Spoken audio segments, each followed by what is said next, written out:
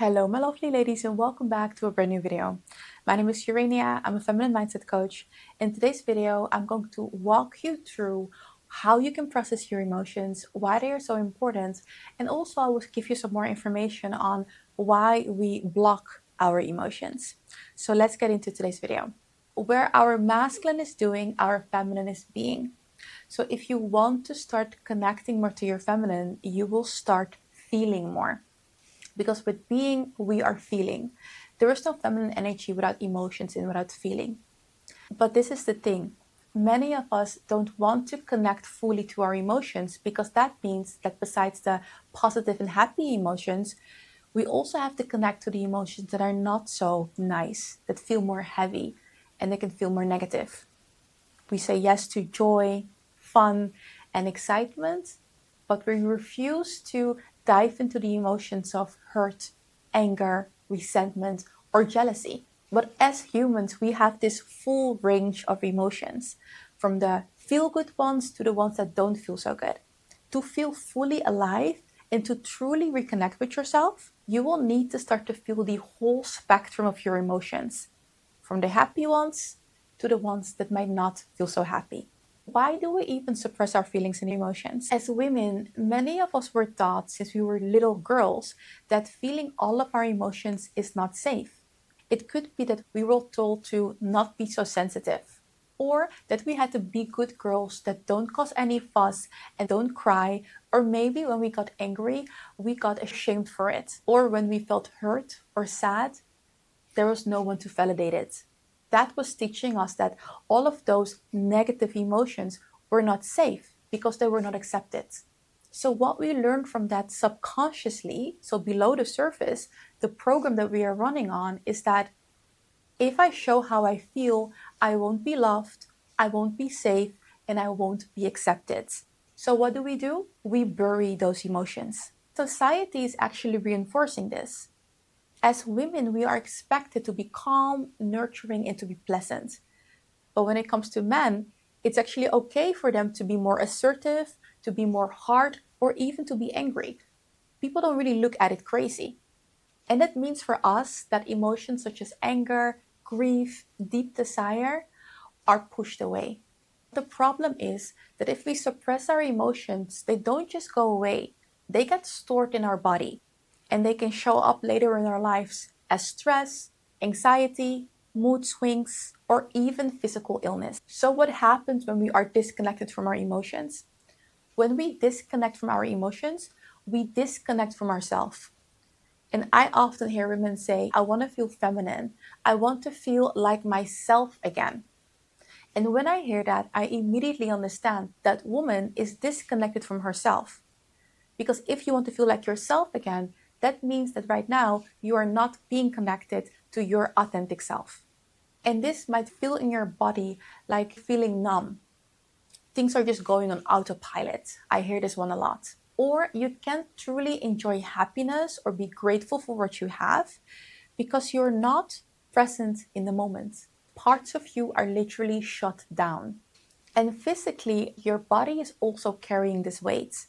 Suppressed emotion can build up as tension in your chest, a knot in your stomach, digestive issues, chronic fatigue, and even illness. And literally the list goes on and on. Your body is keeping the score of everything you don't feel. And then there are the coping mechanisms. Because if you don't allow your emotions to flow, your emotions need to go somewhere. We look for ways to numb ourselves or to distract ourselves. For some women, it can look like binge eating or emotional eating, using food as comfort and not for hunger. Another way this can show up is overusing social media, doom scrolling. With this, you are zoning out instead of feeling. It can also look like shopping or overspending. With this, you get that quick dopamine hit. Another one is overworking or always being busy, always being in your head. So being in the masculine. You're keeping your schedule full, so there is no space to feel. Another one is just simply shutting down or withdrawing. Then you are avoiding connection because that might trigger any emotions. And these coping mechanisms are developed by our nervous system to protect us from what will feel as overwhelming or to keep us safe. but long term, they only disconnect us more from ourselves. And these habits are not the real problem.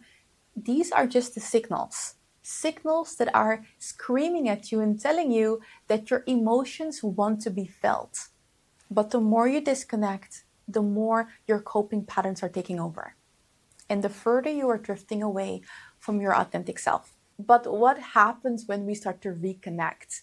When you start to reconnect with your emotions, everything starts to change. You will start to feel lighter because you are no longer carrying unprocessed feelings and emotions. You will also start to feel softer because you are no longer hardening yourself by being in survival. You will also start to feel more magnetic because people are going to truly feel your authenticity. How I like to compare feelings and emotions is with a backpack. And you want to look at you carrying a backpack on your back full of things that you no longer use. It could be a really thick book from a class that you already passed years ago. It could be a lipstick that's really dirty and you no longer use it, but it's still in your backpack. It could be pens that are broken, they don't even write anymore, but they're still in your backpack. What happens when you start to feel your emotions and you process them? You are actually emptying your backpack. You're taking a moment, you're looking in the backpack and seeing, okay, what do I actually have here? What do I need and I want to bring with me? And what is time for me to let go? So you open the backpack, you take out the old book, you take out the old lipstick, you take out the sandwich, you throw that all away, you take the lesson with you that's needed and you let it go. Then you put your backpack on your back and you will start to feel that your journey becomes lighter because your backpack is lighter, right? That's how I like to look at it. So I would like to share with you 2 practices that can help you to start connecting to your emotions. Number one of my favorites is belly breaths. And belly breaths are really good for us because they calm your nervous system and they make you get into truly what your body is feeling. So often we are breathing from our chest, really shallow breaths. You want to maybe check in with yourself right now. Are you breathing from your chest or from your belly? If you breathe from your chest, it's more shallow breaths and it's actually where you activate your sympathetic nervous system. So the fight or flight. If you start taking deeper breaths into your belly, that's where you're going to activate your parasympathetic nervous system. And so the second way for you to start feeling your emotions is for you to immerse yourself in the feeling. This is what I want you to do. The next time you're feeling a negative feeling, it could be sadness, anger, or shame. I want you to sit with this feeling. Instead of pushing the feeling away, I want you to imagine that you're standing on the beach in front of the ocean and there is this wave coming to you. Instead of running away from the wave, you are being strong, you are standing in your power, and you are staying put. You are letting the wave come over you. In other words, you are letting your emotion come completely over you.